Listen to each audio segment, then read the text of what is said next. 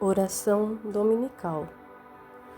Curada pelo Mestre Divino, a sogra de Simão Pedro ficara maravilhada com os poderes ocultos do Nazareno humilde, que falava em nome de Deus, enlaçando os corações com a sua fé profunda e ardente.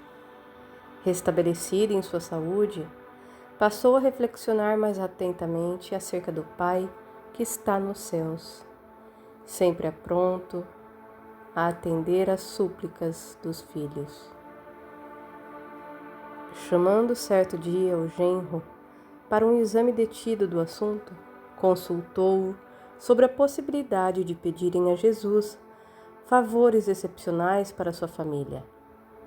Lembrava-lhe a circunstância de ser um mestre, um emissário poderoso do reino de Deus, que parecia muito próximo. Concitava-o a ponderar ao Messias que eles eram dos seus primeiros colaboradores sinceros e a enumerar-lhe as necessidades prementes da família, a exiguidade do dinheiro, o peso dos serviços domésticos, a casa pobre de recursos, situação a que as imensas possibilidades de Jesus, cheio de poderes prodigiosos, seriam capazes de remediar. O pescador simples e generoso, tentado em seus entendimentos humanos, examinou aquelas observações destinadas a lhe abrir os olhos com referência ao futuro. Entretanto, refletiu que Jesus era mestre e nunca desprezava qualquer ensejo de bem ensinar o que era realmente proveitoso aos discípulos. Acaso não saberia ele o melhor caminho? Não viam em sua presença alguma coisa da própria presença de Deus? Guardando, contudo, indeciso o espírito em face das ponderações familiares, buscou uma oportunidade de falar com o Messias acerca do assunto. Chegada a ocasião, o apóstolo procurou provocar muito de leve a solução do problema, perguntando a Jesus com a sua sinceridade ingênua: Mestre, será que Deus nos ouve todas as orações? Como não, Pedro? Respondeu Jesus solicitamente. Desde que começou a raciocinar, observou o homem que, acima de seus poderes reduzidos, havia um poder ilimitado que lhe criara o ambiente da vida. Todas as criaturas nascem com tendência para o mais alto e experimentam a necessidade de comungar com esse plano elevado, donde o Pai nos acompanha com seu amor, toda justiça e sabedoria, onde as preces dos homens o procuram sob nomes diversos. Acreditaria Simão que em todos os séculos da vida humana recorreriam as almas incessantemente a uma porta silenciosa e inflexível, se nenhum resultado obtivessem? Não tenhais dúvida. Todas as nossas orações são ouvidas.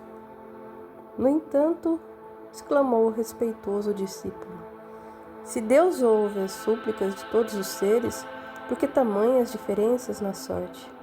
Por que razão sou obrigado a pescar para prover a subsistência, quando Levi ganha bom salário no serviço dos impostos com a sabedoria dos livros? Como explicar que Joana disponha de servas numerosas, quando minha mulher é obrigada a plantar e cuidar a nossa horta? Jesus ouviu atento essas palavras e respondeu: Pedro, precisamos não esquecer que o mundo pertence a Deus e que todos somos servidores. Os trabalhos variam conforme a capacidade do nosso esforço. Hoje, pecas. Amanhã, pregarás a palavra divina do Evangelho. Todo trabalho honesto é de Deus. Quem escreve com a sabedoria dos pergaminhos não é maior do que aquele que traça a leira laboriosa e fértil com a sabedoria da terra. O escriba sincero que cuida dos dispositivos da lei é irmão do lavrador bem-intencionado que cuida do sustento da vida. Um cultiva as flores do pensamento, outros as do trigal que o Pai protege e abençoa. Achas que se uma casa estaria completa sem as mãos abnegadas que lhe varrem os detritos? Se todos os filhos de Deus se dispusessem a cobrar impostos, quem os pagaria? Vês, portanto, que antes de qualquer consideração é preciso santificar todo trabalho útil, como quem sabe que o mundo é morada de Deus. Já pensastes que se tua esposa cuida das plantas de tua horta, Joana de Cusa educa suas servas? A qual das duas cabe responsabilidade maior? A tua mulher que cultiva os legumes ou a nossa irmã que tem algumas filhas de Deus sob sua proteção? Quem poderá garantir que Joana terá essas responsabilidades por toda a vida? No mundo, há grandes generais que, apesar de suas vitórias, passam também pelas duras experiências de seus soldados. Assim, Pedro, precisamos considerar em definitivo que somos filhos e servos de Deus, antes de qualquer outro título convencional dentro da vida humana. Necessário é que disponhamos o nosso coração a bem servi-lo, seja como rei ou como escravo, certos de que o Pai nos conhece a todos e nos conduz ao trabalho ou à posição que mereçamos. O discípulo ouviu aquelas explicações judiciosas e, confortado com os esclarecimentos recebidos, interrogou: Mestre, como deveremos interpretar a oração? Em tudo, elucidou Jesus, deve a oração constituir o nosso recurso permanente de comunhão ininterrupta com Deus. Nesse intercâmbio incessante, as criaturas devem apresentar ao Pai, no segredo das íntimas aspirações, os seus anelos e esperanças, dúvidas e amargures. Essas confidências lhes atenuarão os cansaços do mundo, restaurando-lhes as energias, porque Deus lhe concederá de sua luz.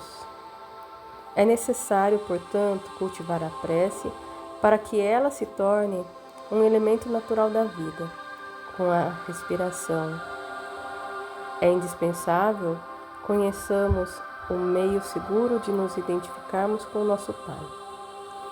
Entretanto, Pedro, observamos que os homens não se lembram do céu, senão nos dias de incerteza e angústia do coração. Se a ameaça é cruel e iminente, o desastre, se a morte do corpo é irremediável, os mais fortes dobram os joelhos. Mas quanto não deverá sentir-se o Pai amoroso e leal de que somente o procurem os filhos nos momentos do infortúnio, por eles criados com as suas próprias mãos? Em face do relaxamento dessas relações sagradas, por parte dos homens, indiferentes ao carinho paternal da providência, que tudo lhe concede de útil e agradável, desejará o filho uma solução imediata para suas necessidades e problemas, sem remediar ao longo afastamento em que se conservou do Pai no percurso, postergando-lhe os desígnios, respeito às suas questões íntimas e profundas? Simão Pedro ouvia o mestre com uma compreensão nova. Não podia aprender a amplitude daqueles conceitos que transcendiam o âmbito da educação que recebera, mas procurava perceber o alcance daquelas elucidações, a fim de cultivar o intercâmbio perfeito com o Pai sábio e amoroso, cuja assistência generosa Jesus revelara dentro da luz dos seus divinos ensinamentos. Decorridos alguns dias, estando o mestre a ensinar aos companheiros uma nova lição referente ao impulso natural da prece, Simão lhe observou: Senhor, tenho procurado por todos os modos manter inalterável a minha comunhão com Deus, mas não tenho alcançado o objetivo de minhas súplicas. E que tens pedido a Deus? Interrogou o mestre sem se perturbar. Tenho implorado sua bondade que aplane os meus caminhos com a solução de certos problemas materiais. Jesus contemplou longamente o discípulo, como se examinasse a fragilidade dos elementos intelectuais de que podia dispor para a realização da obra evangélica. Contudo, evidenciando mais uma vez o seu profundo amor e boa vontade, esclareceu com brandura e convicção. Pedro, enquanto orares pedindo ao Pai a satisfação de teus desejos e caprichos, é possível que te retires da prece inquieto e desalentado. Mas sempre que solicitares as bênçãos de Deus, a fim de compreenderes a sua vontade justa e sábia a teu respeito, receberás pela oração os bens divinos do consolo e da paz. O apóstolo aguardou silêncio, demonstrando haver, afinal, compreendido. Um dos filhos de Alfeu, porém, reconhecendo que o assunto interessava sobremaneira a pequena comunidade ali reunida, adiantou-se para Jesus pedindo: Senhor, ensina-nos a orar.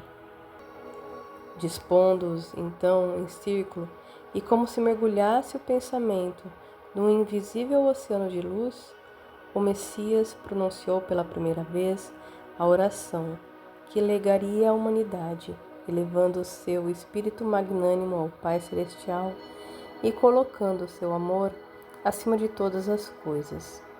Exclamou: Pai nosso que estás nos céus, santificado seja o teu nome.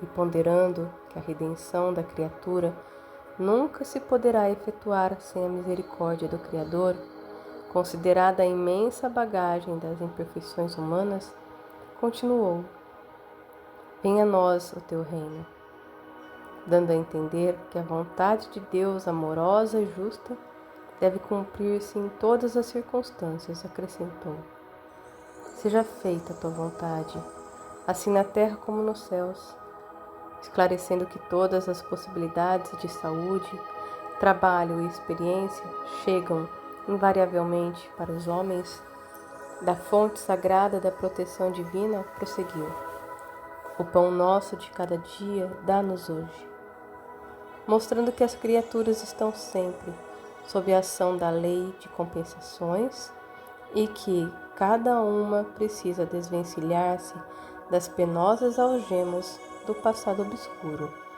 Pela exemplificação sublime do amor, acentuou: Perdoa-nos com as nossas dívidas, assim como nós perdoamos aos nossos devedores. Conhecedor, porém, das fragilidades humanas, para estabelecer o princípio da luta eterna dos cristãos contra o mal, terminou a sua oração dizendo com infinita simplicidade: Não nos deixes cair em tentação e livra-nos de todo o mal, porque teus são o reino, o poder e a glória para sempre. Assim seja. Levi, o mais intelectual dos discípulos, tomou nota das sagradas palavras para que a prece do Senhor fosse guardada em seus corações humildes e simples. A rogativa de Jesus continha, em síntese, todo o programa de esforço e edificação do cristianismo nascente. Desde aquele dia memorável, a oração singela de Jesus se espalhou como um perfume dos céus pelo mundo inteiro. As elucidações do Mestre relativamente à oração sempre encontravam nos discípulos certa perplexidade, quase que invariavelmente em virtude das ideias novas que continham acerca da concepção de Deus como Pai carinhoso e amigo, aquela necessidade de comunhão com o seu amor que Jesus não se cansava de salientar, lhes reaparecia como problema obscuro que o homem do mundo não conseguiria realizar.